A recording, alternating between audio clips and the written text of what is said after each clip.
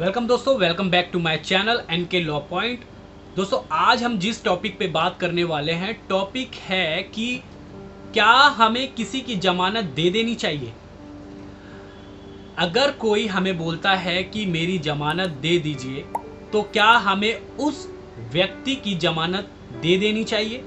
तो दोस्तों, बहुत से क्वेश्चन हमारे दिमाग में आते हैं कि हम इस व्यक्ति की अगर जमानत दे देंगे तो हमारे साथ कुछ गलत ना हो जाए। तो दोस्तों, कंडीशंस ये होती है कि क्या आप किसी अननोन बंदे की जमानत दे सकते हैं, या आप जिसको अच्छे तरीके से जानते हैं, आपको लगता है कि इस व्यक्ति की जमानत दे देनी चाहिए, क्या आपको उसी की जमानत देनी चाहिए।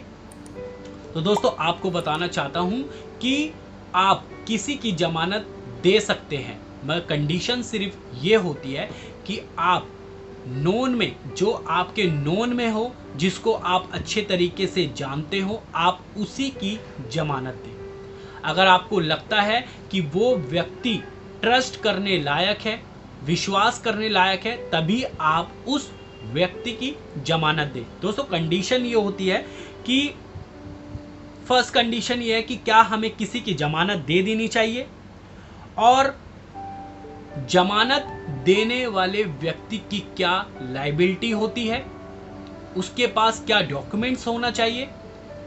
तीसरा पॉइंट, अगर आपने किसी की जमानत दी है, वो भाग जाता है, तो आपकी क्या लायबिलिटी होगी, आपको भी पनिश किया जा सकता है क्या। चौथा पॉइंट, क्या आप किसी ऐसे व्यक्ति की जमानत दे सकते हैं जिसका पिछला बैकग्राउंड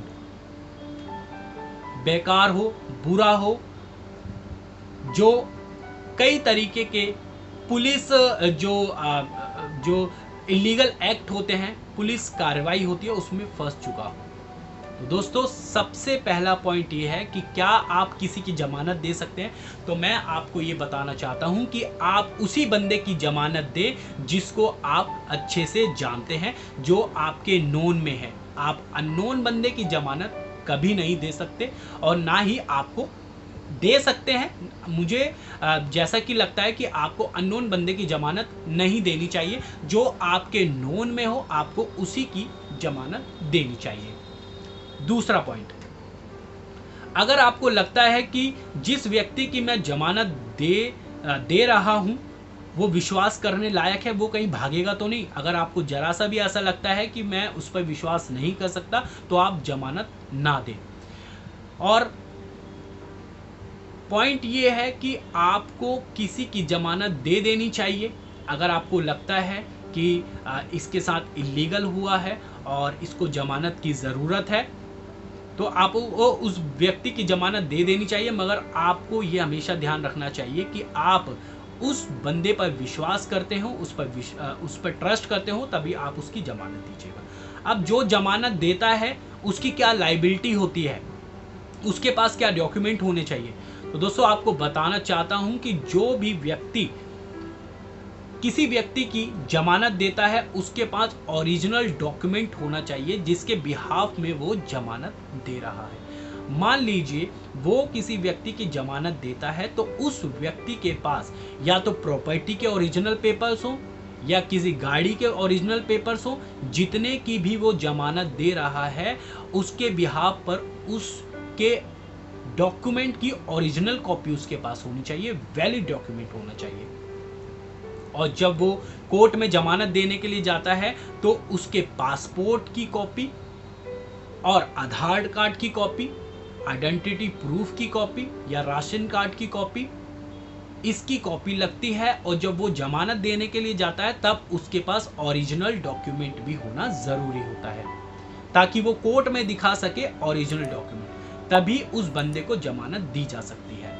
अब दोस्तों, क्वेश्चन ये होता है कि अगर आपने किसी की जमानत दी है, वो भाग जाता है, ठीक है, वो भाग जाता है, आपने उसकी जमानत दी, वो आपका ट्रस्ट तोड़ के भाग गया, ठीक है। अब कोर्ट ये करती है कि आपको एक नोटिस भेजती है।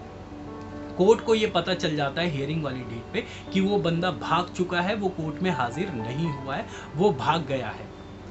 पुलिस के द्वारा ये पता चलता है, तो कोर्ट ये एक नोटिस जारी करती है, आपसे ये पूछती है कि वे बंदा कहाँ गया है। अब क्वेश्चन ये उठता है कि आपको भी नहीं पता कि वो बंदा कहाँ गया है, तो आप कैसे बताएंगे जज को।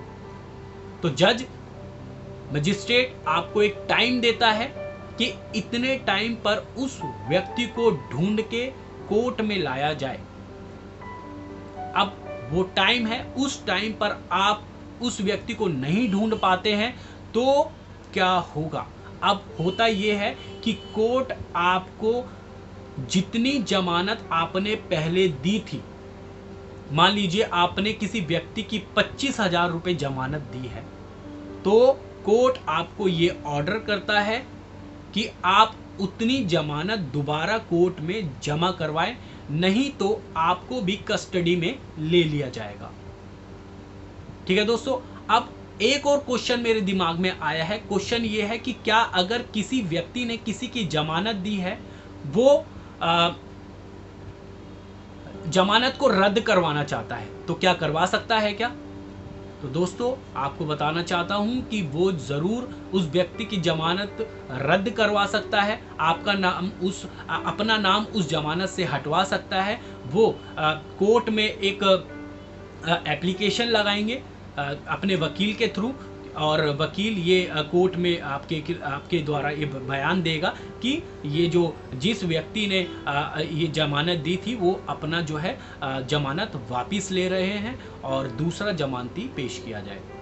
तो कोर्ट ये ऑर्डर करता है कि उसको जो जिसने आपकी जमानत दी है उसको ऑर्डर करता है कि कोर्ट ये नोटिस करता ऑर्डर करता है कि आप दूसरा जमानती लेके आइए।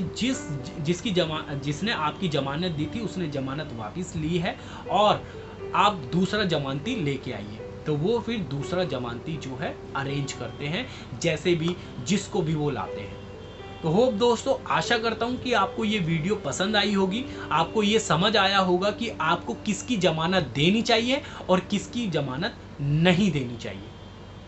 तो आपको ये वीडियो अगर पसंद आई है तो इस वीडियो को लाइक एंड शेयर ज़रूर कर दीजिएगा, और अगर चैनल में आप नए हैं तो please do subscribe my channel, क्योंकि इस चैनल में मैं बेसिक लीगल नॉलेज साधारण भाषा में लेकर आता रहता हूँ। मिलते हैं नेक्स्ट वीडियो में, तब तक के लिए नमस्कार, जय हिंद।